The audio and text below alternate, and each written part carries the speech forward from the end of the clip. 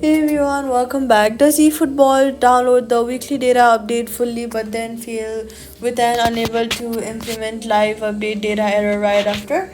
Here's the fix.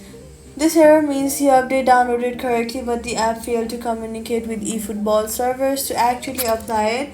First, go ahead and force close the eFootball app completely with from your recent apps. Then go to your settings and go ahead and toggle airplane mode on for about 15 seconds and then turn it off to fully reset your network connection since this specific error is tied to a broken server handshake.